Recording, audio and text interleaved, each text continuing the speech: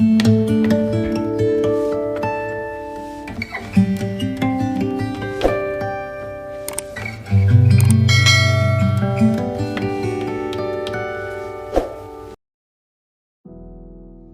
لوگ اپنی جوانی کا بہترین حصہ ڈپریشن میں گزار دیتے ہیں۔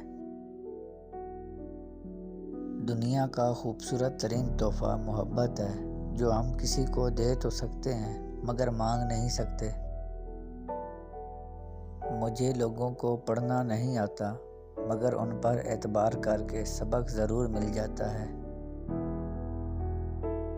خواہش کو جنون مت بنائیں، زندگی میں بہت کچھ ہمارے لیے نہیں ہوتا۔ اپنے ذہنی آرام کے لیے ہر چیز کو مختصر کرنا سیکھیں، الفاظ، خواہشات، احساسات اور لوگ۔ کچھ رشتے ایسے ہوتے ہیں جنہیں جوڑتے جوڑتے انسان خود ٹوٹ جاتا ہے۔ جن سے باتیں کرنے کو دل چاہتا ہے، اکثر وہی لوگ مصروف رہتے ہیں۔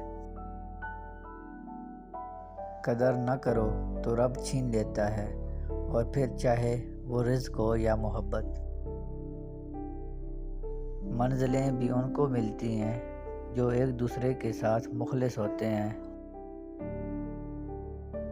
قسمت کھیل نہیں کھیلتی، بعض اوقات انسان انسانوں سے کھیل جاتے ہیں۔ سارے دکھ 3 الفاظ پر آ کر ختم ہو جاتے ہیں: اللہ ہے نا۔ مانگی ہوئی توجہ عزت نفس کی توہین ہوتی ہے۔ ڈھونڈنے پر وہی لوگ ملتے ہیں جو کھو گئے ہوں، وہ نہیں مل سکتے جو بدل گئے ہوں۔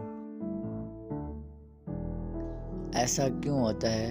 ہماری آنکھ میں نمی کسی کو نظر نہیں آتی، مگر ہماری زبان کی تلخی سب کو نظر آ جاتی ہے۔ کسی انسان کا مکمل خاموش ہو جانا چیخ کر رونے کے برابر ہوتا ہے۔ من چاہے شخص کے پاس سارے جہان کا سکون ہوتا ہے۔ جب دل تھک جائے تو جان لو کہ آسمان سے تمہاری مدد کے لیے کوئی نہ کوئی دروازہ کھلنے لگا ہے۔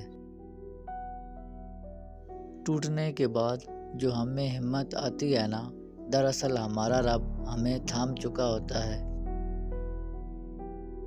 نبھانے کی چاہت اگر دونوں طرف سے ہو تو کوئی بھی رشتہ ناکام نہیں ہوتا۔ لوڈو کی طرح ہوتی ہے زندگی، 6 کی امید میں ایک بھی آ جائے تو چلنا پڑتا ہے۔